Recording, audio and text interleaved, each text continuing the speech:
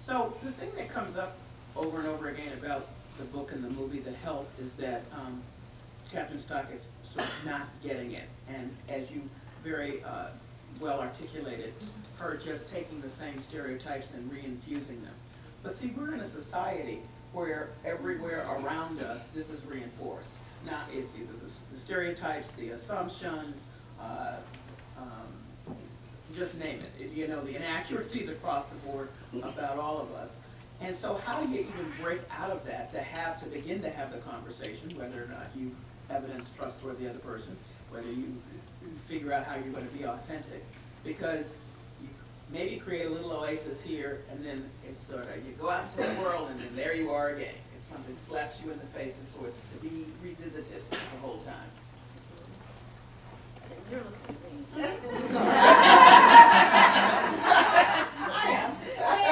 Okay. And as you were talking about it, because it is to be revisited in the world, I have to say, you're absolutely right.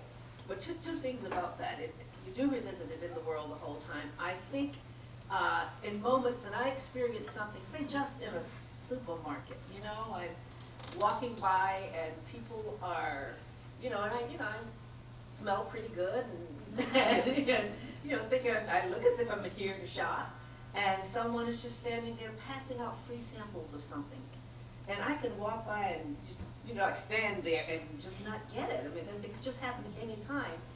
The amount of energy that goes into that I then put out around, oh my goodness, I mean, what is happening here? Why, all of these people, what is happening here? So I think the thing that happens that I become most aware of in the conditions under those circumstances is fatigue. And knowing that it will always happen. And that it's not something that I expect to stop. So then what happens, the relationships that are nurturing to me are places where I can go and talk about what's going on, maybe even get some clarity about going on, because just because I've decided, that I know the reason I didn't get that little extra piece of cheese, that doesn't mean I'm right. I'm replaying my old story too. When I say that's why she didn't do it, well, could have been any other thing, including not having seen me for whatever reason. So talking to someone who will also talk back to me. Sometimes, it's really important to be able to talk with someone where you don't even have to talk. Just go in and go, and they get it. So having that community is absolutely vital. We don't get through this without community. So if you're in the position of experiencing a kind of daily, and it can be a daily fatigue about these kinds of incidents that build up, and you're trying to bridge and build a relationship with Christina, who is not having to experience that. She's 9 times out of 10, I'm just going to guess, going to get the cheese. I'm just guessing. So how do you begin to have a conversation which respects both experiences and allows you to be tired and angry, really? Sometimes I just have to say to people, I have to tamp down my rage, and I'm using rage explicitly. How do you build that then? One thing that's important, may I talk? Oh yes, I want Christine to jump in. Okay. Because one of the things I would say is that I have to be able to have that conversation with Christina, or I do find myself not having the conversation at all. If I am not going to cultivate relationships in which I'm constantly silenced. Now, there are many ways. These are hurtful stories, and it hurts me every time I tell someone a story, and sometimes they can get angry. Well, why did I make myself so vulnerable? Why did I make myself... you don't even like cheese. Yeah. What's the problem? Why am I still thinking about it 3 months later?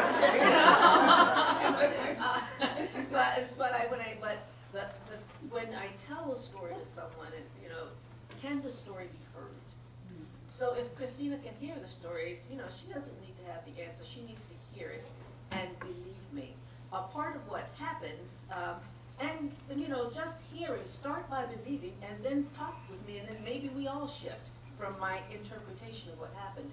But so often what happens in telling a story, and I think this is how we get stuck in the old conversation, I will tell a story and say, you know, I was there, and I stood there, and I, you know, was trying to buy cheese, and looked at the cheese 20 extra minutes, and sort of made myself visible, and I still didn't get the sample. And the person that I tell the story to says, oh, well, they just probably didn't see you. Or something else that is designed to say, no, you did not experience what you experienced. So my first step is to talk with someone, whether they agree or not, is just to say, hear the experience and let me work through this. And you know, stay here with me. Don't leave the conversation the minute I say that something painful has happened. And that actually goes a very long way. Yeah, I would agree that it's important for me to see her not get the cheese, to see that that's what's happened, and it's not that the person has looked away or whatever. It's been just so hugely important for me and myself to just see racism happening, and not to just sort of say, well, I didn't do it, so you know, it didn't happen. I think that's very big. There's a piece where, you know, you can think empathy won't tell you. I mean, Maureen has told me stories about things that happened to her or her kids. Nothing like that happened to my kids. But it's hugely important for me to say, nothing like that happened to my kids. And to know that if something like that had happened to my kids, I would feel exactly the way Maureen feels. You can still, even if you don't have the experience because race has prevented you from it, privilege has. You know, Virginia Woolf said, the only thing wrong with privilege is that everybody can't have it. It's not, you know, you haven't committed a crime by being in this position, but I feel like you unless you really start to see and listen and, as you say, believe and trust, then you are kind of committing a crime, and that's very important.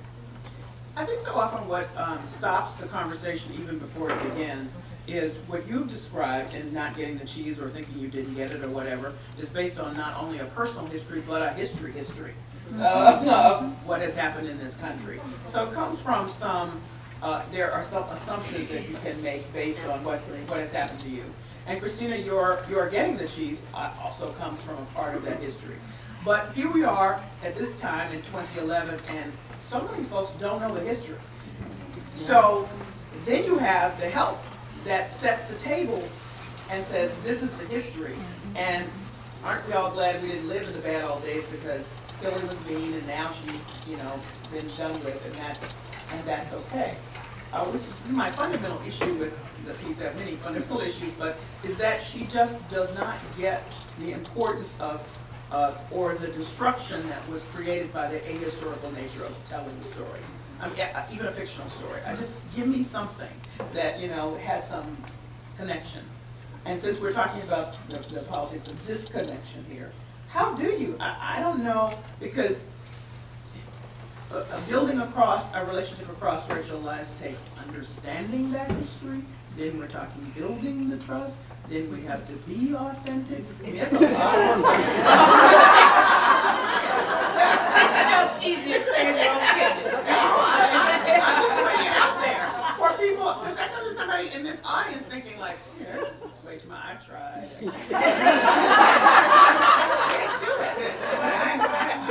But so I want to articulate so that we're all on the same page. Hey, this is some work. It is work. Yeah. Yeah, You it's know. work. Yeah, and it's it also opens doors that I think you said takes you places where you never thought you might go.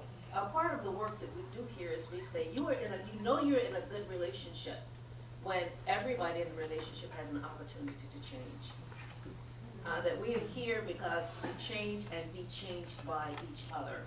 And that's when we have those relationships, irrespective of those power divides. That's when we're able to start navigating those power divides. And we don't start by pretending they aren't there. think one of the worst things that can happen, and it happens often because I think among women, we really do want to get along most of the time. And so it's hard to just come out and say, this is where we are not connecting, this is not where we are, this is where we are totally missing each other. That takes, I think, a lot of trust. It is much, much easier to say, oh, those white men are just so bad. And if, you know, so that we can let's focus the attention on something else. I'm not here to apologize for any group or agenda, but I'm certainly here to say that one of the ways that we have historically, as women, not taken responsibility for dealing with the history, dealing with the still live action injustices and misappropriations of privilege, is by pretending that it's somebody else's fault.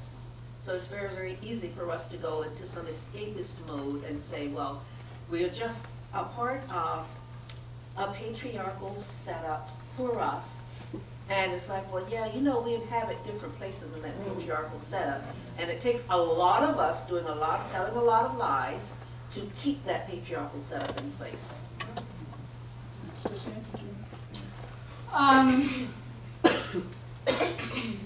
What was the question? But acknowledge how much work it is and Oh, yeah. there's. Well, yeah, well, I mean, every authentic relationship is hard. If there's some difficulty in this relationship around race, there isn't difficulty. I mean, Maureen and I are both experienced, mature women. We have families. We have, you know, our husbands have a lot in common. You know, I mean, there's a lot of places where we are on the same page in the nanosecond. In my relationship with my daughter, or you know, any relationship that I care about deeply, my relationships with my friends, it's hard. The depth of the relationship will make you bump up against your limitations. And you know, if we're both white in this relationship, it won't be that about race. It might be something about race, though. I mean, you know, white people have a lot of work to do just on their own about racism. And this is not harder than any other authentic relationship. It's just that there's this myth around that it's too hard. It's not too hard. It's no harder than any good friendship. I think one of the things that I would say is that, in addition to that, is that one difference is that there is more shame. And the shame